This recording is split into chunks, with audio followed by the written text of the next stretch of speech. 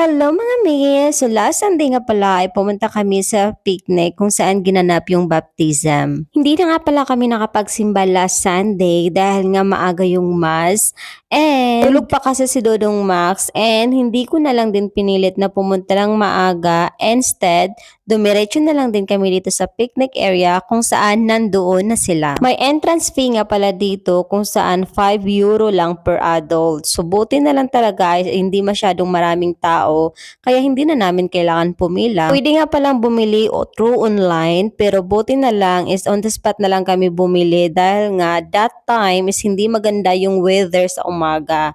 So buti na lang talaga is lumabas din sa sunshine. Dito nga ay nahirapan talaga kaming hanapin kung saan sila nakapwesto. Sunod-sunuran na lang talaga kami kay Daddy Ralph dahil parang siya naman yung nakakaalam kung saan sila banda. At dito nga kargang-karga ko na lang si Dodong Max dahil kung maglalakad siya ay matatagalan talaga kami sa kakahanap sa kanila. Doon nga pala sila nakapwesto kung saan medyo distansya talaga sa entrance. Ewan ko na lang talaga, akala ko talaga nasa ilalim sila ng puno. Dumiretso na nga kami sa picnic pero hindi pa rin namin naabutan yung baptize. So 10 nga pala yung binaptize this Sunday and adult lang po yung pwede. And finally, nahanap din namin sila kung saan sila nakapwesto. Buti na lang talaga ay kumakaway-kaway tong si ate dahil kung hindi, mahihirapan talaga kaming hanapin kung saan sila dito. Sa sobrang talas nga ng mata ni Daddy Ralph ay hindi na kami nahihirapan kung saan sila banda. At ito na nga, kumain na nga pala sila at kami na lang yung hindi. So ito yung mga dala nilang ulam, fritada, and syempre, may patosino. Yes, may dala silang pagkain. And of course, rice is life. Hindi mawawala yan mga mi. Nagdala na nga rin pala ako ng banana cake dahil for sure walang dessert, charot.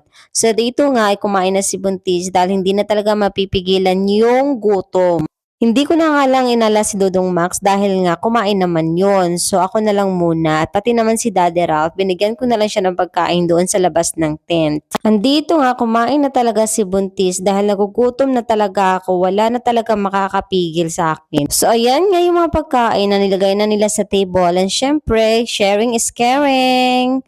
So busog na nga si Buntis kaya naman maglakad-lakad na muna akit. Buti na lang talaga ay sumama si Daddy Rap sa amin sa picnic na to dahil nga para naman may katuwang ako sa pag-aalaga kay Dodong Max. Ang hirap kaya magbabantay mag-isa. Kakatuwa lang dahil marami ding mga bata na nandito sa picnic. Kita nyo naman si Dodong Max dito para naman siyang naaaliw habang kinakantahan ng mga tita niya. Ewan ko na lang talaga kung naiintindihan niya yung mga kinakanta ng mga tita. So lumapit na nga dito si Daddy Ralph para naman maaliw pero parang hindi niya talaga nagugustuhan yung kanta. Huy, Dodong Max niyo wala talaga sa mood. Sa oras nga ito, nakahiram nga pala kami ng guitar at syempre, kantahan na. So dito nga, nagkakasundo kami na kumanta ng mga worship song. Wala lang kami magawa this time. So ganito lang yung mga banding namin dito sa picnic area habang naghihintay ng oras. Of course, dahil nga hindi naman din sila naliligo, so ito na lang yung mga ganap namin dito. Buti na lang talaga ay may gitarista kaming kasama at pinahiram kami ng gitara sa kabila. Dahil kung hindi ay ewan ko na lang kung ano yung gagawin namin dito. Dahil medyo malamig pa at mahangin, nagkakantahan na lang muna kami dito dahil hindi ko naman pwede pang dalhin sa lake si Dodong Max dahil nga medyo malamig. Kaya naman nagkakasiyahan na lang talaga kami dito. Mga ilang minuto nga yung kantahan namin dito at parang umabot pa nga ata ng 1 oras. Kami nga lang naggrupo ang maingay dito habang yun sa kabila naman ay nag-uusap-usap lang. Pero wala pa kills talaga kami. At least worship song naman yung mga kinakanta namin. Hindi naman basta-basta na kung ano lang.